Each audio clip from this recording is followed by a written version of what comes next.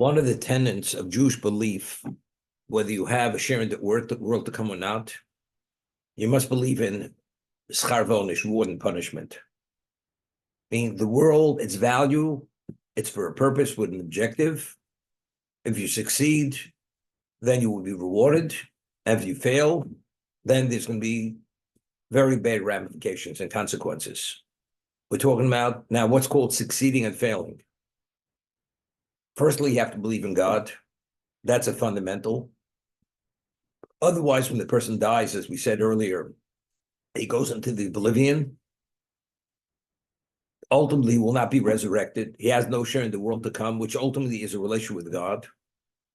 Now, the concept, when a person passes away, let's say today, where does the soul go? The body is on a Torah level. There's an obligation to have in-ground interment. The body decomposes. Where does the soul go? The soul goes to the soul world. There's a world called the soul world. It's called Olam HaNeshamos. And that world, the soul basks in God's radiance. That experience of basking in God's radiance, there's no greater. The word pleasure is a physical experience. Within the spiritual realm, the word pleasure, we have no understand what it is. But whatever it is, within the context of the spiritual context, the mission tells us in Pirkei Avos that if you take all the pleasures of this existence from the beginning till the end, all of it, all mankind's, and you encapsulate into one moment, one whiff of the world to come surpasses that. So we have no understanding what that is, but it's a level of benefit which it borders on the absolute because there's a relationship with God who's absolute regarding everything. He's absolute, good, absolute, perfect, absolute, everything. God is infinite. And you have a relationship at that level with that infinite being. Why? That's part of reward and punishment. If a person had succeeded in his lifetime sufficiently, he's duly rewarded for what his challenges were, and he succeeded despite the challenges. That's what we call Olam HaNeshamos. But the body, in the meantime, is decomposing in the ground. But if you understand the concept of reward and punishment, just as the soul is being rewarded, the body itself was a partner in every decision. When we have to speak about a struggle, person has temptation. The body is also, when you have to suppress it and take charge of your life, there's a struggle. So the body was involved in that struggle and the challenge and the success of that challenge as much as the soul. So how do you have the body decomposing, not receiving any reward, and the soul basking in this ultimate level of what we call pleasure, which there's nothing which is equivalent of that? As a result of that, there's going to be a moment, it's called resurrection. The body will be resurrected, and the soul, after it's been invigorated through this exposure to the ultimate, it's reinfused in the body. And whatever impurity, as a result of the tree of knowledge, that was in that body remains in the ground. That's the value of the decomposition. And what's resurrected is only the pure matter. So the pure matter is reconstructed into another body, and the soul is infused in that body. And together, you have this physical, spiritual being, but the spirituality is so overwhelming that even the physicality of that person takes on spiritual characteristics. And the body and soul is able to cleave to God, just as the soul, which is totally spiritual, is able to cleave to God and to be exposed, to be able to be a beneficiary of that radiance. The body becoming spiritualized because of the overwhelming infusion of holiness of the soul, body and soul, you're able to what? Sit in God's presence, whatever that means, for all eternity, and continuously advance to have more and more of that, which is the ultimate level. That's now there's a generic term which is called Olam Haba, the world to come, and there's the real, what we call the real Olam Haba. If you get very specific, when a person passes away, that world is called Olam and Neshamos. That's called the soul world. That's a holding pattern. What I'm telling you right now is the Rabbi Lutzato, the Ramchal. When a person passes away, the soul's in a holding pattern. It's basking, just the soul by itself, in God's radiance. When it's time for resurrection, that will be in the 8,000th year, when the world will be recreated. The Talmud tells us this existence only exists 6,000 years. For 1,000 years, the world's going to be fallow. There's not going to be a world. God will cease willing the physical world. The only thing that will continue are the souls. In the 8,000th year, God will recreate the world that originally was the world that was meant to be before Adam sinned.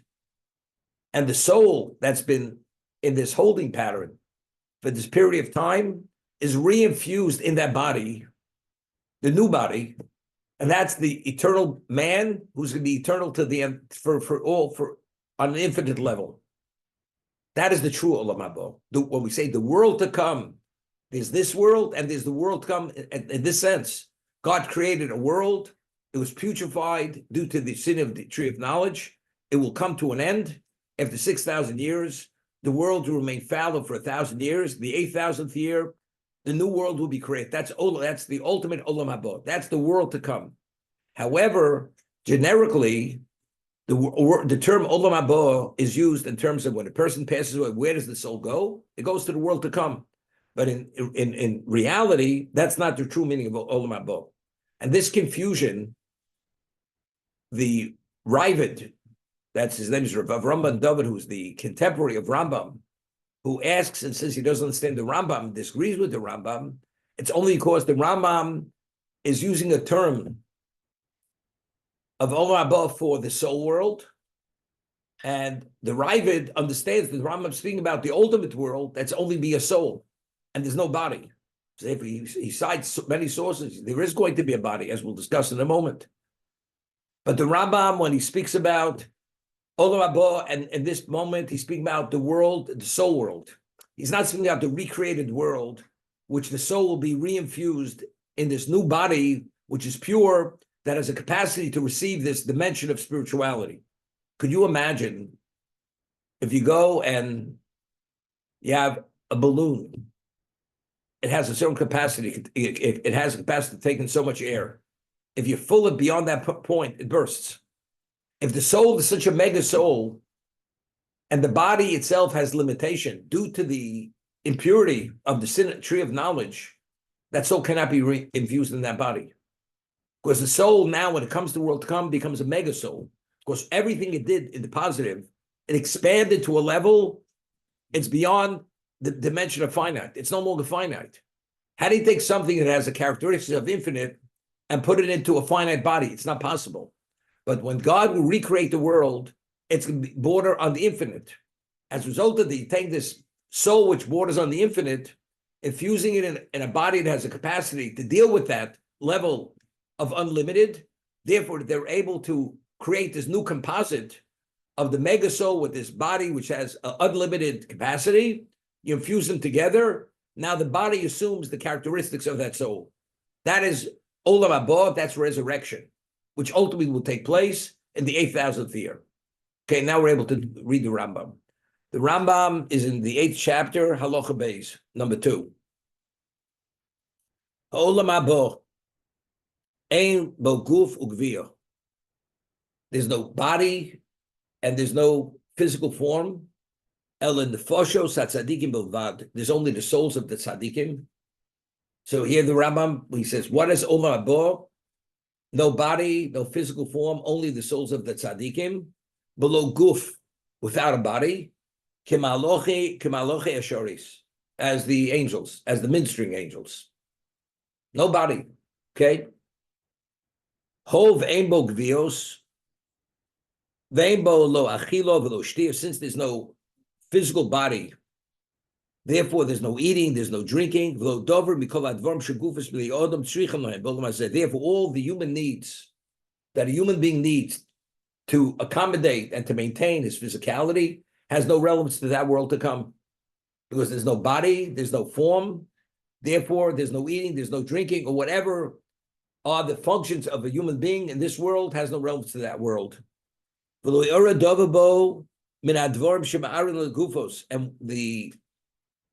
the experiences of the body, the soul will not experience the experience of the body. For instance, illness, harm, damage, death has no relevance to that, because that's within the physical realm.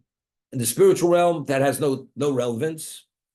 B'olam hazeh, on yeshiva, v'amida, one sits, one stands. Shina, one sleeps. Misa, one dies. Otzev, uschok, one is melancholy, depression, joyful. All those functions have no relevant to that world to come. Of course, that has to do with the physicality of a person. Chachamim, Harishonim, the original Chachamim of the Talmud had said, "Ha'olam haba, the world to come, ein bo lo achilo v'lo shtiyo." There's no eating, there's no drink, v'lo tashmish, and there's no cohabitation. El tzadikim yoshvim v'choseim, bersheim. The tzadikim, they sit and their crowns are on their heads. We'll explain. V'nenim yiziv hashchina, and they bask and have benefit from the radiance of the divine presence. That's the olam haba. Harei nizbar loch. So Ram says it's clear beyond any doubt. It's been verified. Shein sham guf. There's no body, because there's a body. You do sit and you stand and you sleep and everything else. Shein sham achilu shtiya. So we see over there, there's no eating, there's no drinking, because there's no physicality. But it says that tzaddikim in the world come will sit with their crowns on their heads and bask in the radiance of divine presence. So what does it mean? They sit. So he says the word sitting doesn't mean, there's no other way to express it. It's only a borrowed term. Kloma tzaddikim mitsuyin sham, meaning they're found there. They're in that context of existence. Below omel, below gia, meaning without toil, without any effort, they're only on the receiving end. Now it's time to be a recipient, the beneficiary of one's life's work, one's life's success in the various challenges which we experience in our lives. Says they what crowns? It says they will wear crowns on their heads. There's no physicality, there's no head. What do you mean you wear crowns? So what does that mean?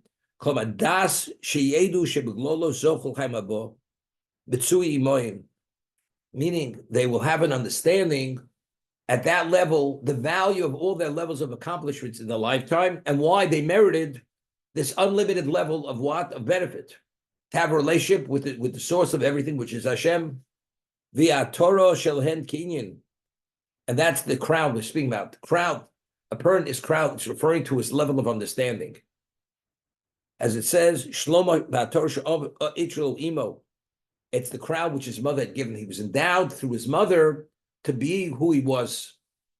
It doesn't mean the crown. I mean, the crown came from his father, not his mother, right? The Davidic line. It's the paternal, not the maternal. So that Torah was speaking about, it's a level of understanding and appreciation and understand why everything is the way it is.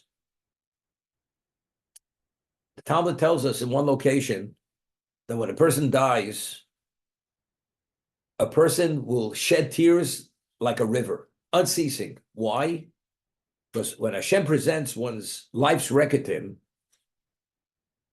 one cannot deny that everything that's presented, it was his action. Every nuance of the action, the physical action, the intent of the action, the emotional state of during the action, it's really a replay at every level. And the person cannot deny that it's not associated with him. And when he recognizes what truth is and what falsehood is. When a person has that level of clarity, he cannot withhold his level of pain, and that's what it says, they will cry. We're not talking about physical tears. It means coming to a level of clarity and understanding that everything that is confirmed and verified beyond proof. And when you're confronted with that, the pain is overwhelming. The shame is overwhelming. Therefore, as a result of that, it gives us an understanding, as we say, if you understand ultimately this is coming down the pike, before you leave this world, we would try to make as many corrections as we can. What we call tshuva, You should do tshuva before you leave this world. Because if a person has remorse for all of his failings and commits himself, he will not go back there. That automatically removes that negative action from the record. It's not on his record any longer. Understanding, ultimately, it's something which becomes undeniable. You can't deny that that's your action. Okay? Varehu Omer, v'simchas olam al rosham. There'll be the ultimate joy, one of a kind of joy in their heads. Ve'na simcha guf. Keshat al rosh. The simcha is, the joy is not a physical joy that will come upon the person's head. Torah, just as when a person dies, the joy, we're not talking about as a physical joy, but it's a realization which we can't relate to what that joy is. It means knowing at a level. Now, we have a work that was written by King Solomon. It's called Proverbs. Mishlei. What exactly is Proverbs? Shlomo, the wisest man who ever lived, was able to articulate and equate that whatever is the ultimate in the physical, to communicate what the spiritual is. Although the spiritual has no, let's say, there's nothing sweeter than honey. So how do you describe the sweetness of Torah or the sweetness of a mitzvah? That the soul, when it experiences the mitzvah, it's like the taste buds tasting the sweetness of honey. You understand? The soul, when it experiences the sweetness of a mitzvah, it's not the senses we have are physical senses. They're not spiritual senses. But that's the equivalent of that. And when he speaks about things being on unlimited level, the equivalent of that, it only means, but it doesn't mean it's experienced the same way. The Talmud tells us the fires of Gehenna are 60 times hotter than the hottest fire in the world, than physical fire. But there's no fire in the world to come. There's no fire in Gehenna. It means whatever we understand what fire is, multiplied 60 times in the spiritual realm. That's what the spiritual realm is, what the equivalent of what that fire is, in terms of the purging process, to expunge the impurity of a person and to bring about a reinstatement of the neshama to be able to enter into the world to come, to extract all the impurities of the soul due to one's misbehavior in this world, if a person has a share in the world to come. Okay? That's the concept. What does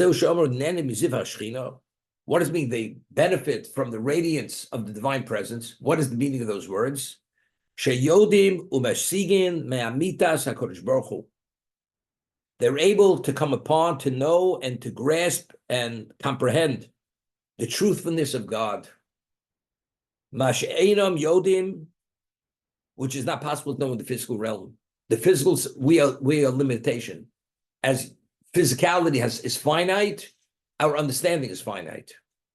And we understand, even as much as we understand what we understand, Einstein understood better. That's within the physical realm. So we understand even within the physical realm, there are many things we don't understand. So the spiritual realm, which has no relevance to the physical realm, definitely we don't have the faculties to be able to even relate to what that is all about. So when it speaks about with Nenim Ziva Shechina, we benefit. How do you benefit? Meaning you come upon its truth, you come upon the understanding, which is impossible as a human being to come upon what that understanding is.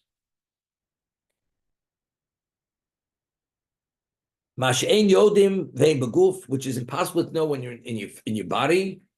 Ha'ofil v'hashofil, which is darkened and lowly. That's the earthiness. The earthiness of the human being doesn't allow one to come upon certain things. There is a famous word from the Rechaim HaKodesh. We have a portion in Torah, it's called Bikurim. Every year, from Shavuos onward, you bring the new fruits, the new grains.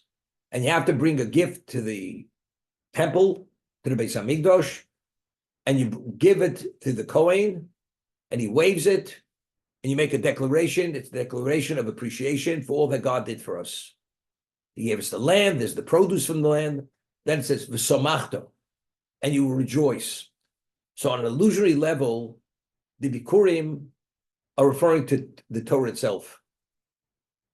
The Torah itself, if you have the Torah and you studied it and you comprehend it in the human sense, he says that if a human being would not be limited due to his finite physicality, if a person would experience the true joy of Torah, you would lose your mind.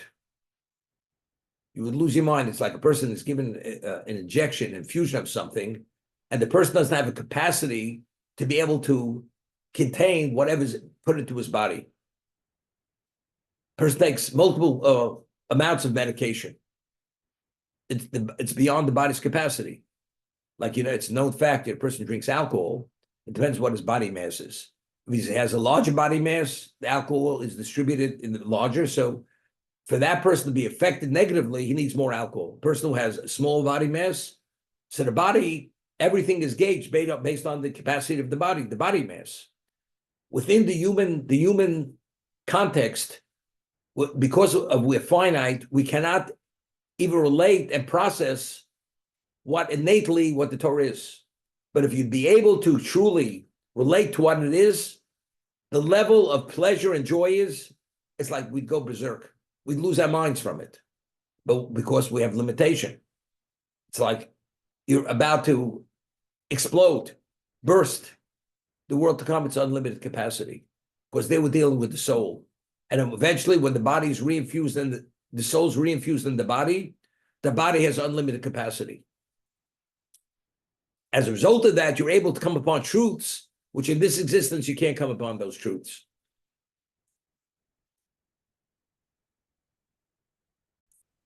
All of us, when we were younger, now we went to school with certain people, and certain people had tremendous potential.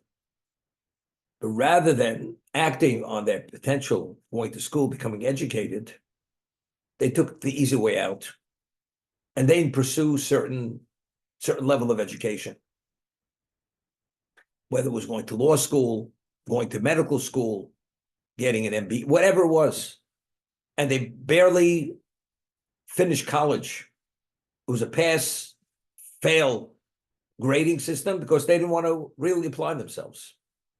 Fast forward, they're 50, 60 years old. They're barely making ends meet. And then they think back, if we would have only taken advantage of the opportunities we had, and we would only listened, and we only applied ourselves. We want to be free-spirited. We didn't want to be burdened. We didn't want to make the effort. But that effort, what's the payoff? Later, you see your peers, where they're at, the acknowledgement they have. I'm not saying that has special value. I'm saying it's purely in terms of what you considered success in the physical world. You'd be a successful person today. You'd be acknowledged. You'd be able to help others. Today, you become a ward of society. They have to help you. You're not valued. And you have nothing to look forward to because you lock yourself into a box and you can't get yourself out of that box because you have no skills. You never develop those skills. But only later, when it's too late, thinking back, he says, if I could have done it over, I would have done it differently. It's identical. We're speaking now, we're forecasting what the future is. This is the reality of the future. When we read in Pirkei Avos, Schar Bayal Maleko, that even for the most minimal mitzvah, there's not enough reward in this world to compensate you for that. Keep putting that dollar in the charity box, doing an act of chesed, kindness, to a fellow Jew, studying one word of Torah, which we say Talmud Torah Keneged Kulam. That one word of Torah is the equivalent of 613 mitzvos. We're talking about something which is beyond mega. And if I would have only taken out a half an hour a day, we're not talking about dedicate your life to Torah. Study half an hour a day. Chofetz Chaim makes a calculation. How many words could you study in half an hour? 5,000 words. That's 5,000 times 613. And what about if you do it qualitatively? You do it with the right intent, without distraction. And if you do it right, all of a sudden you find a lot more time. Find another half an hour a day. You can study an hour a day. Rabbi Shol Salanter introduced the Muslim movement in Europe. Rabbi Shoslant was the leading Torah sage of his generation. He was the greatest genius. He was the most proficient in Torah. And he instituted this concept of studying Musar, meaning to perfect our sensitivities to our human behavior, how we have to rein in and we have to refine ourselves. As the Rambam says, we're all born with predilections and we're able to develop second nature through conditioning, so on and so forth. And many people in Europe were opposed to it. Why? Because they felt Musar is for the people who have limited mental capacity. What they call, the very devout. But the real intellectuals, you should invest your time in studying Talmud. So every Shabbos in Vilna, he lived in Vilna, there was a large synagogue, shul, not temple, which housed about 2,000 people. And he would be there after he'd speak to take questions and answers. And I told you, many people who were great Torah scholars, they were opposed to this whole movement because they felt it's infringing on one's intellectual development in Torah. So they said one person gets up, who asks publicly the question, if a person has an hour in the day to study, all he has is an hour. And in that hour, he's able to study 4 folios of Talmud. That's 4 pages of Talmud. Should he spend it studying only Talmud, or he should spend that hour studying Musar, meaning refinement or honing one's understanding of fear of God, or 3/4 of that time? But if they would not, he was able to cover 4 pages, 2 sides of a page, 4 folios of Talmud in that hour. So Rabbi Shoslant answered him. He said, if you study Musar for 3/4 of that time, you're going to find another 3 hours in the day to study Talmud. That was his answer. Because once you understand the value of what that is, everything in life is value. It's cost and effect. Is it worth it? A person toils what he believes it has value in terms of return. It has no return, no value return. You don't put your eggs in that basket. If you have an understanding of the value of the study of Torah, the value of doing a mitzvah, if you have fear of God, which is part of the studying Musar, it creates a certain consciousness of reality, of purpose. Then you begin appreciating what you would not appreciate. Because, as I said, our senses are all physical senses. The only relevance we have to the spiritual is our intellect. And normally the intellect is what is tied into our physicality, the pleasures, our needs. But if you're able to spiritualize that intellect by studying Torah, studying Musar, it gives us a whole different perspective of value. And then you understand that physical action in the long run has even greater value than that. But again, you have to be part of the process. It's like people, you speak to anybody who's not observant, and he has his position, and he's smart. Say, could you explain me your perspective of Judaism? Okay? He'll keep you there for 2 hours lecturing on Judaism. And then you ask him, could you explain me something within physics? Einstein's theory of relativity says, it's not my field. If you want to talk about finance, I can talk to finance, but that's not my. What about cardiology? He says, I never went to medical school. So I say to him, by the way, how much time did you ever invest in studying Judaism, religion? He says, I never opened a Jewish book. But that's my perspective on Judaism. Judaism, which is your whole purpose why you exist here, he's an expert. He has everything to say about it, what not to say about it. Any other area which he knows in real time, he has no relevance to, whether it's medicine or physics or what, it's not my area. It's not my field of expertise. But Judaism, there was a person many years ago, his son-in-law belongs to KJ, his name is Sally Sassoon. His father-in-law was a Holocaust survivor. His name was Mike Goldberger. And very smart person. He came years ago. He used to come every day to the Yad of Ram to study. and it's about Mr. Glick's age, and maybe slightly younger, and he had all kinds of. After the war, he went to Puerto Rico, and he built factories there, and it affected him. Came back to his roots, studied every day, because before the war he was 16 years old. He studied in a regular conventional yeshiva in Europe, and he had a friend, and he said, "Where are you going tonight?" He says he's going to Allentown, Pennsylvania, and he's going to lecture about the 10 Commandments in some Reformed temple. So he says to him, "What do you know about the 10 Commandments? You never studied." He says, remember remember the movie, The 10 Commandments? That's my background.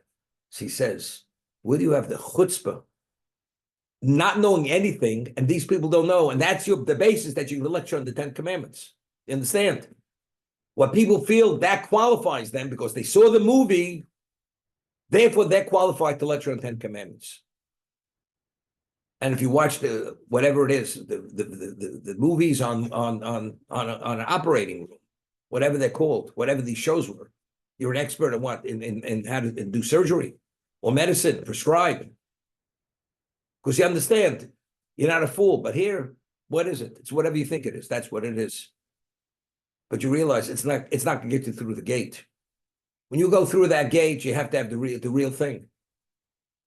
You have to be the real, as they used to say, the real deal. If you're not the real deal, you don't go through that gate.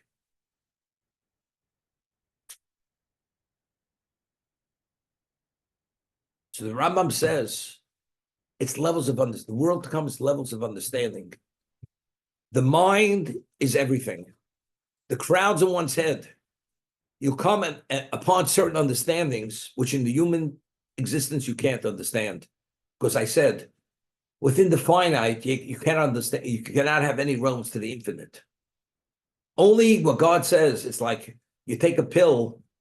The pill will affect every aspect of your body. Do you understand why? No.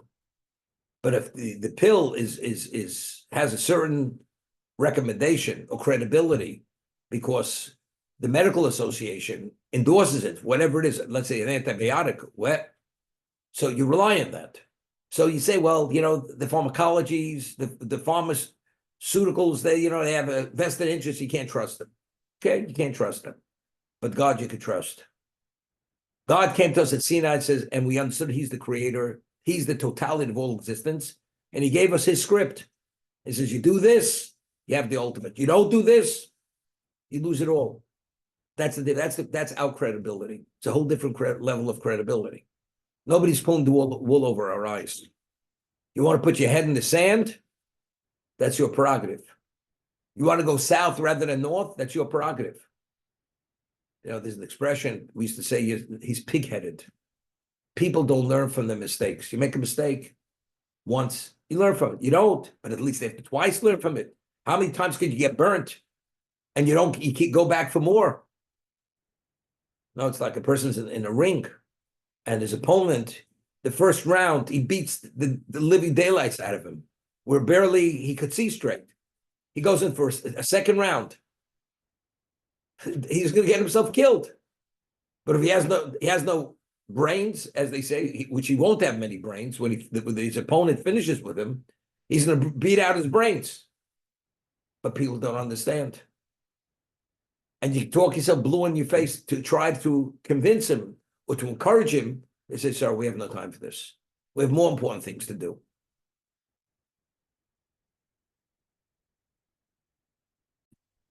Moshe Rabbeinu radiated, but you know when the human being radiated? And the radiance was so intense they couldn't look at him. Meaning why?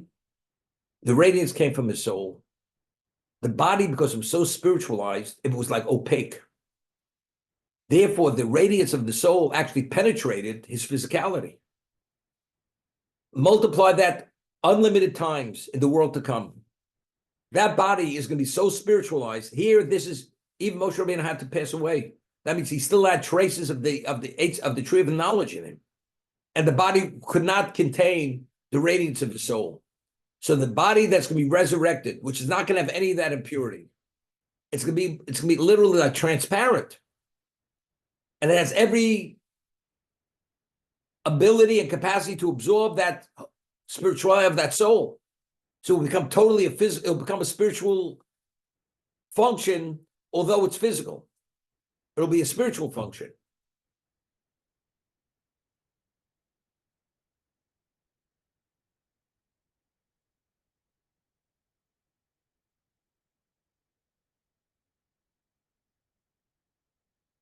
As much as we talk, including myself, we're all subject, we're still human.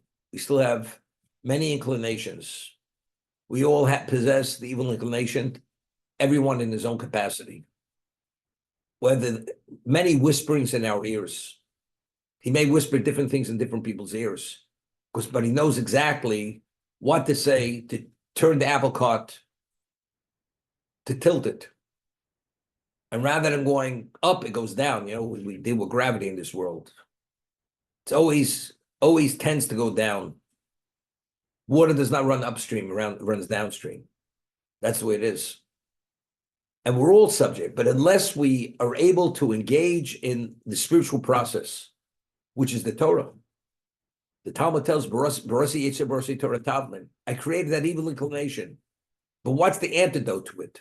What incapacitates us? That, although we're physical, it gives us a sense of our spirituality. There's something innate in Torah, in its holiness, that when you study it, it creates a connection to God, and that connection gives you an ability to have a level of clarity to see value, and because of you seeing its value, appreciating its value, you make the right decision. And you understand it's not worth it. It's like sometimes, you see a diamond ring, and it's you've never seen such beauty, and it cost $3 million, and your whole net worth is $3,200,000, and you'd want it. Are you going to buy the ring? You're not going to buy the ring, because what are you left with? The ring, and you have $200,000 left. You need a nest egg to keep you going. You have to live so many more years. You have to underwrite yourself. So as much as you want something, understanding what predicament you'll be in, you don't make that purchase. In life, there are many things. So the diamond at least has value. What if you do something that has a consequence to it, a negative consequence? Definitely you don't go there, especially if you see the value of not doing it. And if you don't do it, it even has greater value, because if you rein in on yourself, then you're worthy of tremendous reward. I'll give you an example, and it's really, the Zohar says this. A person has an employee, and the employee doesn't realize the cameras in the company. And somebody comes in to one of his senior executives and wants to do a deal which would be contrary to the benefit of the company. He's willing to cut him in on the profit and to do something which is illegal or dishonest. And he tries to convince him to do the deal. And the executive says, there's no way. You could offer me all the money in the world. I will not do something dishonest. I will not do anything and betray this company under any circumstance. And the owner of the company watches this and sees the level of dedication that his senior executive, how dedicated he is to the company. Despite what he would be given, he says, under no circumstance. Now the owner calls him and he says, I watched all the interaction. The man is coming after you for weeks and months trying to convince you to do something that would be a detriment to the company. And you weren't willing at all to succumb to all his offers. You deserve the ultimate level of bonus. You will be my star employee. I will treat you literally almost like a peer in every decision in this company, because I understand how selfless and dedicated you are to the company. Exact same thing. God knows every nuance of our behavior. This evil inclination comes and tries to seduce us every moment. And we say, you know something? I have no time for you right now. I got to put on my tefillin. I got to daven. Got to observe Shabbos. I can't go to the horse races. I can't go to the, in Queens to the tennis, the finals of the tennis match, or up to who knows wherever the world sits. I can't do it. But you know what it is? You'll have your picture in the paper. You shake hands with Yogi Berra. You got it. We'll take him out of the grave. You shake hands with him. Doesn't mean anything. Means nothing to me. I have no interest. This person's the hero. Because in God's mind, God sees everything. And you're willing to give it all up for him, then you're his hero. You're a special person. And that's the reality of life. Everything is, after everything's said and done, you have autographs, pictures, UN Carter, UN Nixon, UN, and all the presidents shaking hands. And you pride yourself. Today, 85 years old, 90 years old, and you look at those pictures. It brings back memories. What's its worth? What's its worth? What's its worth? Now the person dies. What do the kids do with those pictures? If they can't sell them on Amazon or whatever it is, on eBay, whatever it is, they take and throw it into the trash. So what the father prided himself, those pictures shaking whoever it was, to the kids, to the children means nothing. So after a person dies, all his dreams that he accomplished, the vacations he went on, all the films and the videos that he has, you know where it goes? The kids have no interest in it. They throw it in the trash. They burn it. So what's the father's life worth? So if the kids see it's worthless, what's it worth to the parent? At the moment, it had worth. And the children may live live the same lives, but it's their lives, not their father's life. But them not being the father, they see that it has no value. So if they see in the father, why don't you draw a lesson? Your kids are going to do the exact same thing what you did to your parents. Exactly the same thing. What's innate worth? Don't worry if it was gold and silver and stock, triple rated bonds, he's not going to the trash because that's real. You know, I'm speaking to myself, not only to you people. It's the reality. I remember when my parents passed away, my mother had certain things that were very dear to her. She had a knife, but she used to love that knife to cut with that knife, you know, when she prepared food. Certain pots, it all meant nothing. We couldn't give it away. Just threw it out. That's it. I don't want to use the word trash, into the garbage. It's garbage. That's where it went. What about that clothing? Your father loved that coat. He loved that suit. You know, they used to say, you know, you wear a Petrocelli, you feel like $1 million. That's what he used to advertise it. You know, after the father passes away, he may have felt like $1 million. What's it worth to you?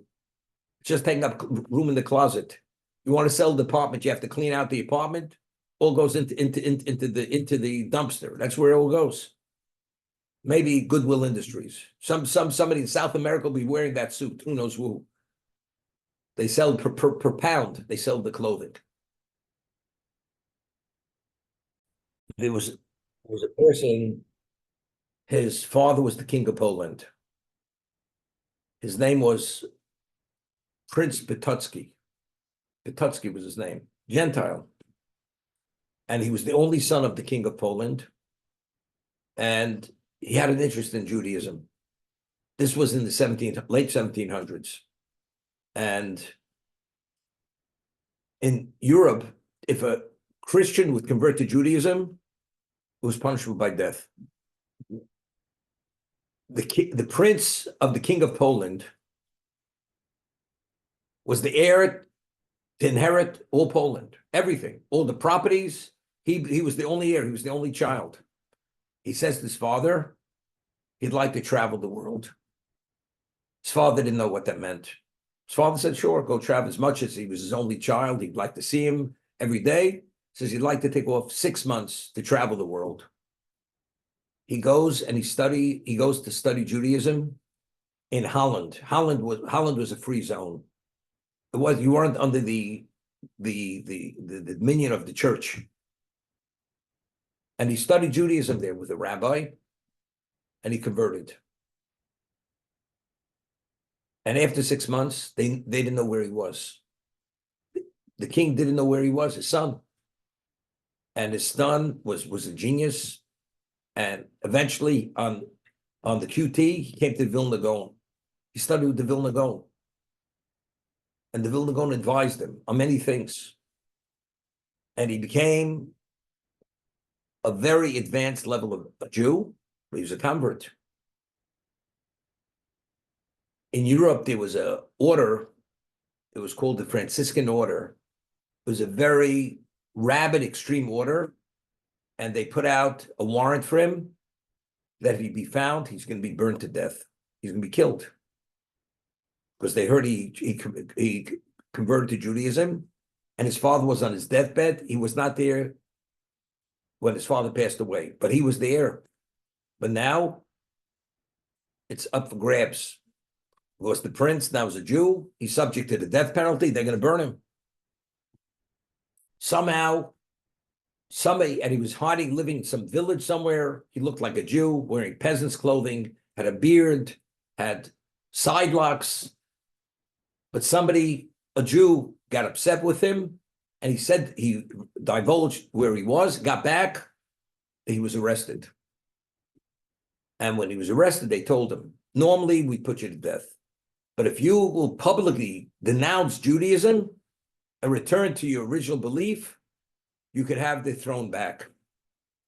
He says, I'm not denouncing Judaism, but they said, but you realize we're going to have a public burning. We're going to burn you at the stake. So it doesn't make a difference. I'm willing to die for the true belief. And they burnt him. Yeah, they burnt him. But before they killed him, he already was, it was obvious he was a very holy man. Besides being a genie, he was a very holy man. And the Franciscan monks who set the fire, before they burnt him, they ignited it, they realized there may be serious consequences for them, that when he goes to the world to come before God, he's going to be their prosecutor. He's going to prosecute every one of these characters who set him ablaze. So they said to him, before they were about to light the fire, they said, you know something? You realize we're doing because that's what we believe. We may be wrong, but we'll do it, but therefore have pity on us. So when you come before God, don't be too harsh with us. So he said to them this, and he was fully in touch with everything. He says, you know, you remind me, there was this king, when he was a little boy, he had friends. And when he was a little boy, the friends beat him up and they threw him into the mud. Fast forward 50 years later, these friends lived in a village and they heard the king was coming through, and they were concerned that he remembers that when he was a little child, how he was thrown into them and beat up. Now he's going to take revenge.